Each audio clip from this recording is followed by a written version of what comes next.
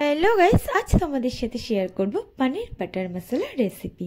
তোমরা দোকানে, রেস্টুরেন্টে বা ধাবাতে যেরকম পনির বাটার মশলা খেয়ে থাকো সেরকম কিন্তু আজকে আমি বাড়িতে তোমাদেরকে সেই রকম স্বাদের পনির বাটার মশলা করে দেখাবো।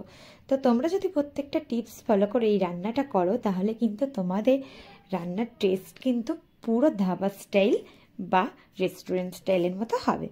তো আমার কথা বিশ্বাস না হলে নিজেরা একবার ট্রাই করে দেখো, বেশ ভালো লাগবে। তো চলো বকবক না করে রেসিপিটা শুরু করা যাক। ফার্স্টেই এর জন্য একটা মিক্সি জারের মধ্যে নিয়ে নিয়েছি কাজু বাদাম, চালমগজ, 3টে কাঁচা লঙ্কা আর টমেটো। 2 থেকে 3টে টমেটো এখানে আমরা ইউজ করেছি। আর এখানে দেখো সমস্ত কিছু মিক্সি জারের মধ্যে দিয়ে 1 চামচ আদা, 1 চামচ রসুন দেওয়া হয়ে গেলে এখানে দিয়ে দেবে তোমরা 1 চামচ ধনে গুঁড়ো আর 1 চামচ জিরে গুঁড়ো। এই সমস্ত উপকরণ দিয়ে কিন্তু আমরা এটাকে পেস্ট করে নেব। দেখো আমাদের পেস্ট রেডি। আর এখানে নিয়ে নিয়েছিলাম অল্প পরিমাণ ধনেপাতা, আর এই ধনেপাতারও কিন্তু পেস্ট আমরা করে নেব। এখানে দেখো ধনেপাতার পেস্ট রেডি।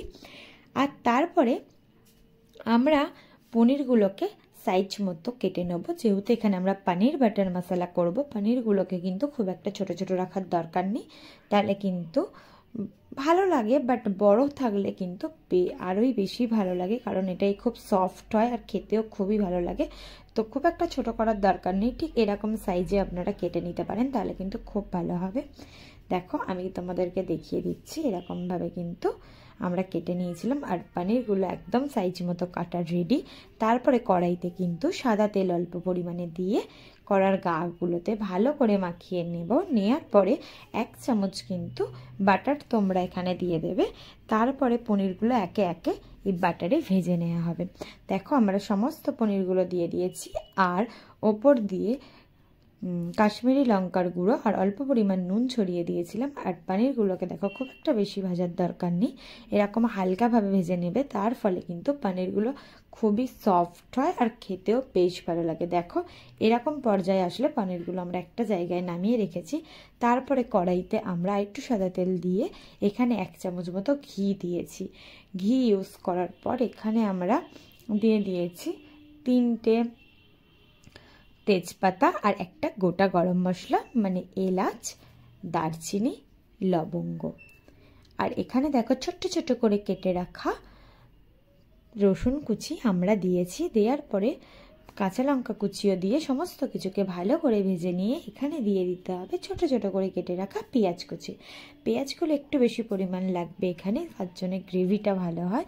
তো পেঁয়াজটাকে দেখো একদম ভালো করে ভেজে নেবো। আস্তে আস্তে তোমরা দেখতেই পাচ্ছ কালারটা চেঞ্জেস আসছে।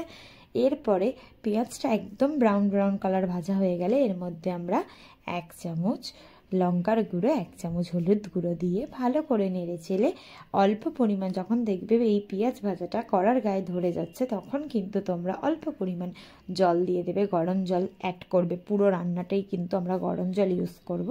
তো পেঁয়াজগুলো দেখো একদম কিন্তু গলে গলে গেলে এখানে আমাদের যে মিক্সি জারে করে রাখা সমস্ত কিছুর পেস্ট ছিল মশলাটার, সেটা কিন্তু আমরা দিয়ে দিয়েছি।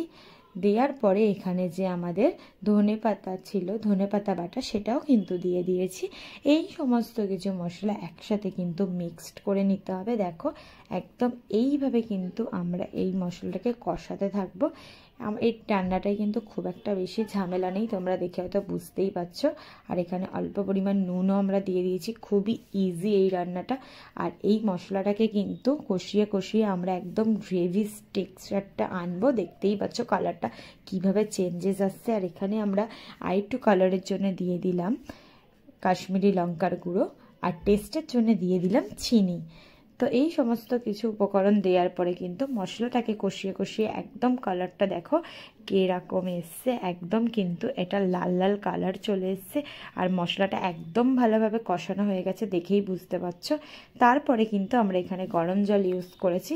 যতটা পরিমাণ গরম জল তোমরা দেবে একেবারেই দিয়ে দেবে, বারবার ধরে দিলে হবে না। এখানে দেখো তাই জন্য আমরা একটু বেশি পরিমাণ গরম জল দিয়েছি।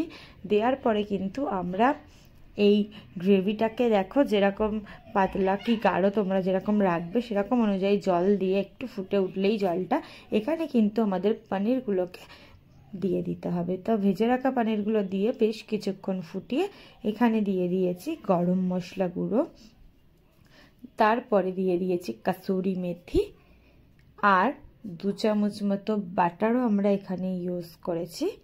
দেখো এখানে কিন্তু আমরা দিয়ে দিয়েছি 2 চামচ বাটার। সব শেষে কিন্তু এগুলো করবে, গ্যাসের ফ্লেমটা একদম আস্তে রেখে এগুলো কিন্তু তোমরা সব কিছু দেবে।